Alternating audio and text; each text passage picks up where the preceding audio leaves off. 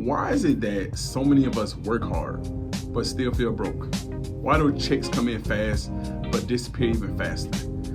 Why does money feel like a constant fight instead of a tool? And before anybody gets defensive, let me be clear. This is not about blaming black people. This is about understanding the system that we were dropped into and then learning how to beat it at its own game. Because the financial literacy gap is real, but it's not an accident. And more importantly, it's fixable. From Miami's first light to its night glow, we craft stories that move. You're watching Terrell Clayton Media. Now, let's be honest about where this really started. There was a time when black people were legally forbidden to read, forbidden to own land, forbidden to build businesses, and forbidden to pass down wealth.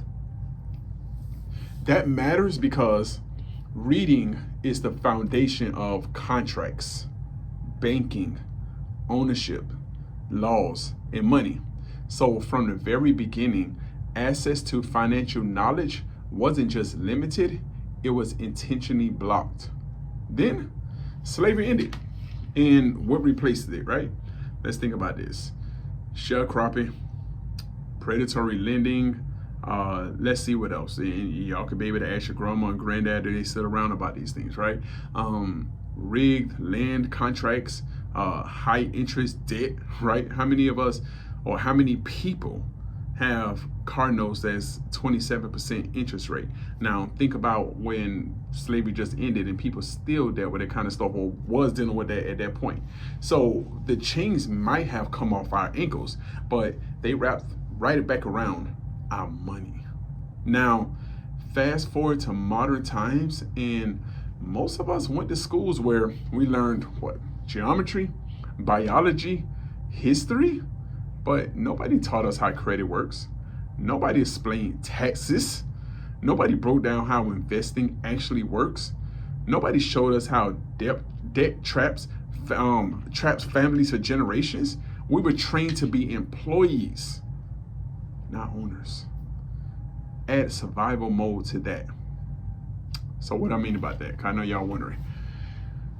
When you grow up around evictions, lights getting cut off, rent pressure, empty refrigerators, and financial instability, your brain doesn't think long term.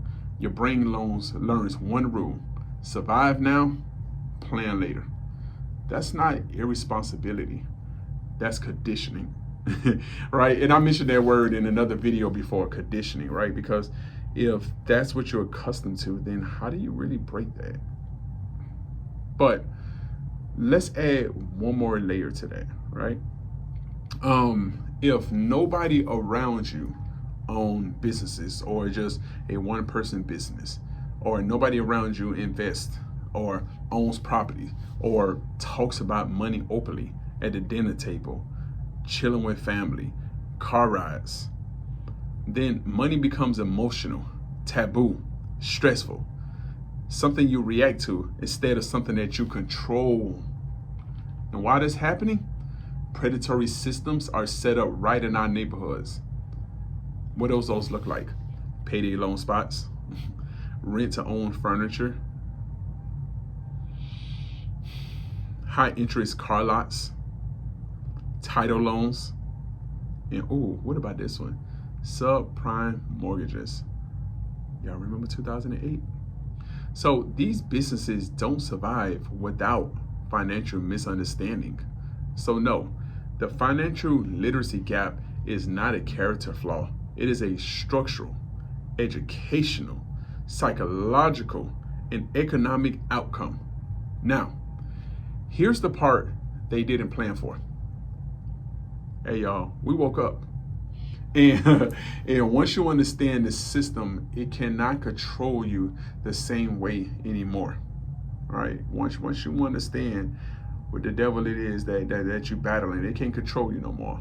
Now I'm about to give you the real solutions, not motivational ones, not just hustle stuff, not internet guru stuff, real steps. All right, so like I always tell you, if you're watching this video, you're sitting at the crib, If you're riding in your car, I ain't telling you to grab a pen and paper while you're riding in the car. But if you mobile and you chilling or whatever, let's grab a pen and paper, or let's put out a notepad, or tell your kid in the back seat to be able to write this on their tablet or whatever they're playing with, and let's go ahead and get these tips down.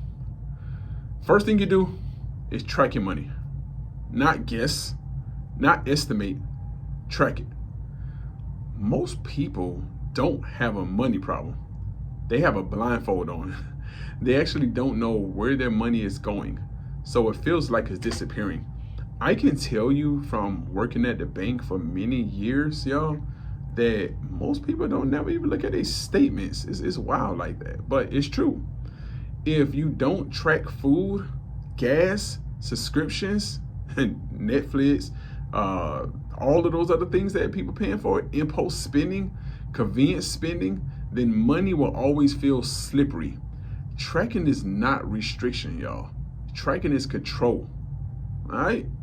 So, second, you must learn credit like a skill, not a mystery. Credit is it's just trust, measured by consistency and backed by data. That's it. It's not magic, it's math. Bad credit raises your entire cost of living. Good credit lowers it and unlocks leverage. I actually read somewhere or seen on the video that people with a higher credit score actually lives about 8 more years than the people with bad credit score. Think about how wild that is. So your house, your car, your insurance, your business options, all controlled by a number most people were never taught to understand. Credit does not change who you are, right? It changes what you're allowed to touch. I'm gonna let y'all sit on that one right there. Credit does not change who you are. It changes what you're allowed to touch. Third, stop waiting to get rich before you invest. That mindset keeps people stuck forever.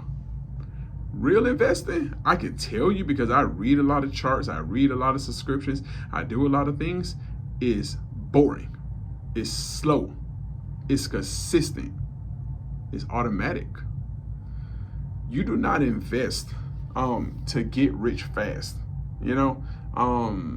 I can tell you, especially in a Patreon and a breed Patreon, a lot of people come to me and be like, man, how do I get this bread up fast? Like, nah, dog, that ain't how real money is. Real money, you don't do it to get rich fast. You invest so money eventually works harder than you do. I know that might sound crazy, but it's true. The goal is not excitement. The goal is freedom from dependency, freedom from a job, freedom from somebody else.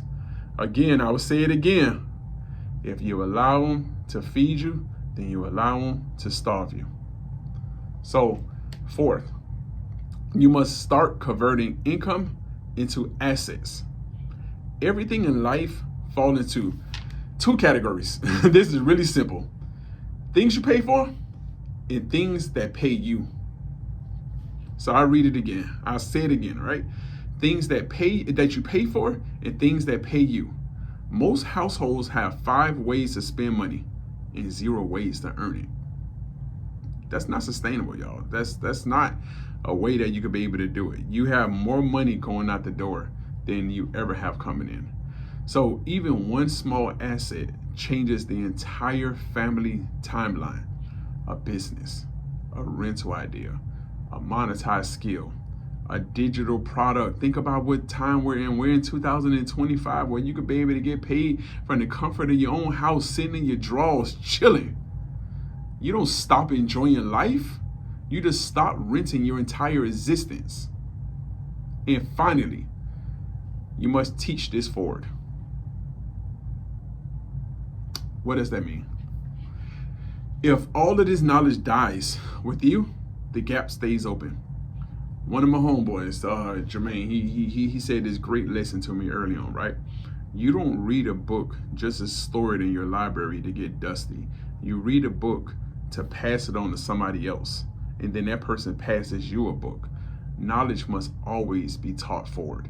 If your kids understand credit before they need it, y'all, if they know what investing actually is, if they understand ownership, taxes, and long-term thinking, you don't just change your life, you change 2 generations at a time. Because information is the only inheritance that grows when you give it away. So, no, we don't close the financial literacy gap with motivation, all right? We close it with knowledge. We close it with discipline. We close it with community. Because when you really, really break this down and you think about, repetition, discipline, and especially, our people with community, it's sometimes harder, because we weren't conditioned for that. We were blocked from reading, but now we won't have that problem. We could write down and read wherever we want. We were locked out of banks. Now we could go into any banks we want. Heck, even if you have an investment account, you could become your own bank. We were denied ownership. Now we could be able to actually achieve ownership and pass it down and teach ownership. This channel right here is not just about entertainment. This is a tool for freedom. And remember this, and I said this before, they traded us, now we trade the market. America's chimed in. People correcting, debating, arguing, all in the same room. And I sat there reading these comments month after month thinking, this is exactly why we need these conversations. Because the comment section will tell you more about people's worldview than any textbook, any documentary, any headline.